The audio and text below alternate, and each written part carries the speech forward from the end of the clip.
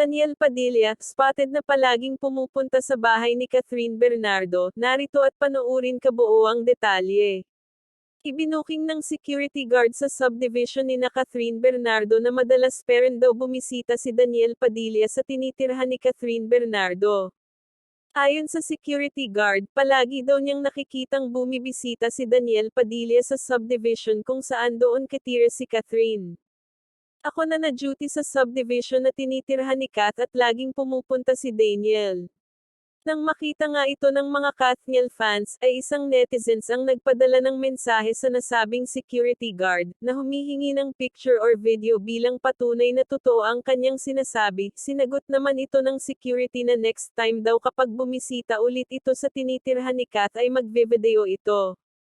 Samantala, hindi pa tukoy kung totoo nga ba ang sinasabi ng security guard o baka gumagawa lang ito ng kwento para mapag-usapan.